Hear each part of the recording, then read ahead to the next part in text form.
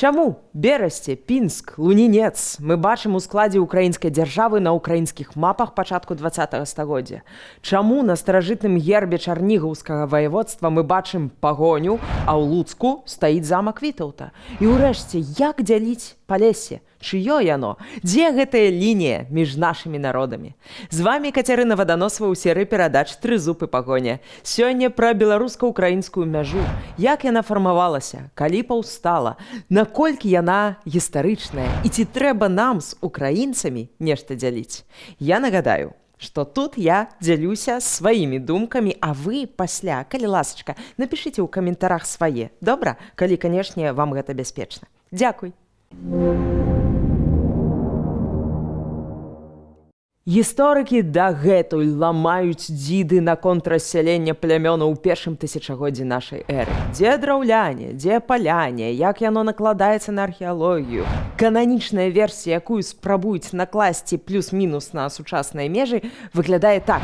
На поўначы дрыгавічы, з поўдня іх падпіраюць валыняне, драўляне і паляне.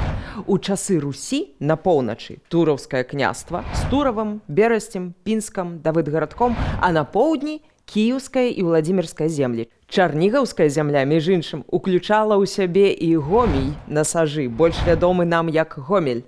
І ўсё гэта ў пэўным сэнсе нівелюецца ў часы Вялікага княства Літоўскага, бо валоданні ВКЛ у часы росквіту ўключаюць і Кіеўшчыну, і Валынь, і Куршчыну нават. Пытанне прыналежнасці Палесся ўвогуле не стаіць. Яно разбіта па землях, якія належаць ВКЛ. Адсюль у геральдыцы чарнігаўскага ваяводства пагоня, знак дзяржаўнай, не этнічнай прыналежнасці. Адсюль і замак Вітаўта ў Луцку. Не таму, што гэта радзіма Вітаўта, а таму, што гэта яго валоданні, як і трокі на поўначы. Да 17 стагоддзя ў баркулабаўскім летапісе мы знаходзім формулу «ісці на ніз», калі кажуць пра рух на поўдзень ва ўкраіну, не кудысьці ў асобны край, а на ніз. Таму нам і цяжка дзяліць, напрыклад, перамогу пад Оршай 1514 года. Гэта агульны здабытак нашых продкаў.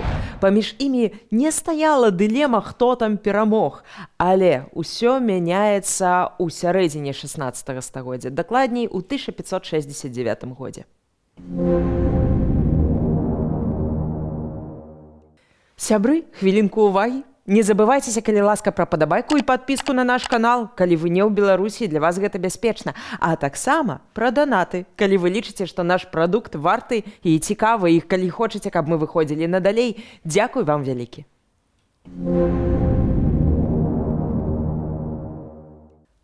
Паводле Люблінскай уніі украінскія землі адыходзяць польскаму каралеўству, роўна як і Падляшша. Хоць Канстанцін Астроскі-малодшы тапіў за тое, каб Русь увайшла ў Рэч Паспалітую на роўных правах, як асобная частка, але сталася як сталася. І гэта ўжо Польшча. А Берасце, Пінск, Давыдгарадок, Мазыр, яны застаюцца па баку ВКЛ. Той жа Чарнігаў па ўкраінскім баку, то бок польскі. Цікава, што Брагін і Хойнікі таксама па тым баку. Гэта такі выступ. Але агулам мяжа яшчэ з таго часу больш-менш нагадвае сучасную. І гэтая самая адміністратыўная сістэма перакачавала пасля разбораў Рэчы Паспалітай у Расійскую імперыю. Толькі межы ішлі не па ваяводствах, а па губернях. Беларускія землі ўвайшлі ў Менскую і Гродзенскую губерні, а на поўдні Валынская, Кіеўская і Чарнігаўская губерні. Ніякай берасцейскай ці палескай губерні, дарэчы, не існавала як асобныя адзінкі. І тут цікава, бо надыходзіць час нацыяў, вясна народаў. А калі нацыяў, трэба крэсліць межы. Але на аснове чаго? Мовы, этнаграфіі, гісторыі, дзейкія прозвішчы, ці, можа быць, дзейкія песні спяваюць. Каму належыць Палессе? Чыё яно? Пра гэта ў нас, дарэчы, быў асобны выпуск. Гляньце, калі не глядзелі. Бо гэта ввогуле асобны кантынент, нават у межах Беларусі. У той выпуск, дарэчы, не ўвайшоў вельмі каларытны фрагмент з успамінаў даследчыка Міколы Ўлашчыка, які спрабаваў намацаць культурную мяжу між Случчынай і Палессем ужо ў 1920-х годах. Давайте пачытаем. Дабіраемся ўрэшце да саміх палешукоў. Палешукі – асобны народ, а крыху далей на поўнач у Мяжэвічах ужо жыве Літва. Што? Як? Літва? Ну да, Літва. Хіба ж вы, вучоны чалавек, не ведаеце? Я, вучоны, ўсё ж не ведаў, што тут Літва. Пачынаецца гутарка на гэтую тэму і высвятляецца, што Літвою палешукі завуць Случыну і наогул усю Беларусь. Пытаю ў іх пра сучасную Літву, але пра яе палешукі нічога не чулі наогул. Распытваю, якая ж розніца паміж палешукамі і Літвою, не літоўцамі, але Літвою. І даведваюся, што розніца ва ўсім. Інакш гавораць, інакш апранаюцца, інакш будуюцца. Выцягваю сваю карту трохвёрстку і пробую установить межы Літвы і Палесся. Мяжа, оказывается, недалёка. Палеская толькі вёска Пагібелька, а далей на Слуцк вёска Мяжевічы, ужо Літва. Сапраўды, некалі маскавіты ў дакументах называлі беларускую мову літоўскай. Украінцы літоўскай звалі беларускую народную мову, а вось кніжную рускай. Бо пісалі і ў Кіеве, і ў Полацку бадай аднолькава, а чыталі па-рознаму. Крыцей, все там вельмі складана. Таму, уласна, на мапах БНР мы бачым Берасце, Мазыр, Пінск у складзе беларускай дзяржавы, а на мапах УНР ці дзяржавы Скарапацкага тыя самыя тэрыторыі гэта Украіна. Спрэчкі картографаў перакрэсліла вялікая палітыка. Да збройных сутычак, канешне, між украінцамі і беларусамі за Берасці не дайшло. Рыжскі мір знівеляваў і УНР, і БНР. Нашыя краіны былі падзеленыя між саветамі і палякамі. І вось чарговая ломка, 1939 год. Чарговы перадзел 1939 год пасля агрэсіі СССР супраць Польшчы. Масква прыжылася новымі землямі, беларускімі, украінскімі, але як іх падзяліць у сярэдзіне самой імперыі адміністратыўна? І гэта гісторыя, ведаеце, пра грузіна і двух украінцаў, шэфа БССР Панамарэнку і шэфа УССР Хрушчова. Хрушчоў выступіў з рашучай прапановай. Мяжа ў СССР мае скокнуць вышэй. Берасце, Лунінец, Кобрын, Пінск, Давыдгарадок – усё гэта мае належаць савецкай Украіне. Панамарэнка не мог стрываць. Цытата. «Мы з гэтым пагадзіцца не маглі, сталі рыхтаваць уласныя прапановы абгрунтаванні.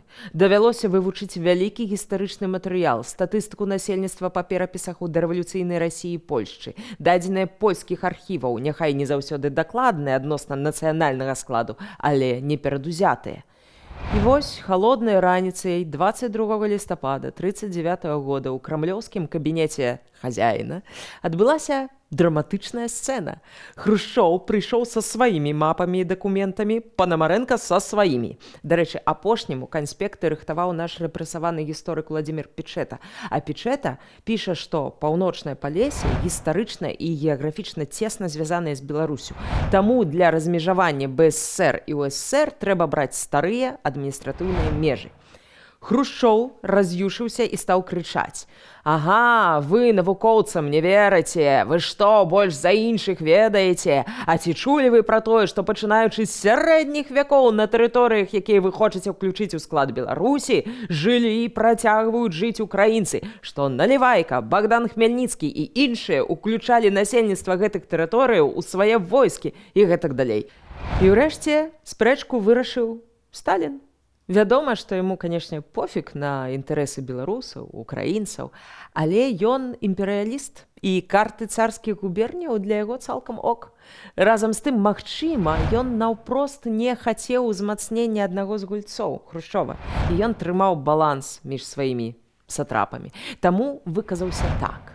Мяжа, якую прапануе таварыш Хрушчоў, зусім непрымальная, нічым не абгрунтаваная. Яе не зразумее грамадская думка. Немагчыма колькі-небудзь сур'ёзна гаварыць пра тое, што Берасце і Белавежская пушча з'яўляюцца украінскімі раёнамі. Калі прыняць такую мяжу, то заходнія вобласці Беларусі па сутнасці знікнуць. Гэта была б дрэнная нацыянальная палітыка.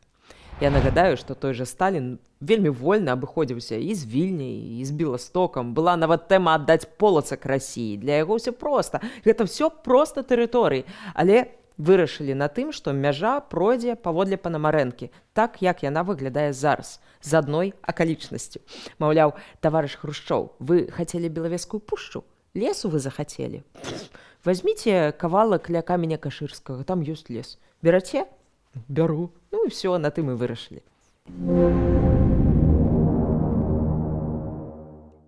Гэтая гісторыя не была б поўная без яшчэ аднаго эпізоду. Зусім караценька, 3 гады. Калі ў Берасці, Пінску, Лунінцы працавалі ўкраінскія школы, арганізацыі, паліцыя, дакументы і пасведчанні таксама на ўкраінскай мове. З той акалічнасцю, што гэта быў рэйхскамісарыят Украіна з 41 па 44 гады. Чаму немцы так вырашылі? Бо прынцып «дывіда ад імпера» падзяляе ўладар. Львоў, Лемберг яны далучылі да генеральнай губерніі разам з Варшавай і Кракавым, а вось Берасці аддалі ўкраінцам. А ад Беларусі засталася тоненькая пасмачка з поўначы на поўдзень, генеральная акруга Вайс-Русланд у складзе рэйхскамісарыяту Осланд са сталіцай у Рызе. Немцам падалося, што наш край больш блізкі да балтыйскіх земляў, і туды яго і далучылі. Зрэшты, ніхто не ведае, як мелі б прайсці межы ў выпадку перамогі нямецчыны, бо гэта быў такі рабочы варыянт, драфцік. І гэты кароткі перыяд, 41-44, па факце адзіны момант у 20 стагоддзі, калі поўдзень сучаснай Беларусі быў хаця б фармальна украінскім.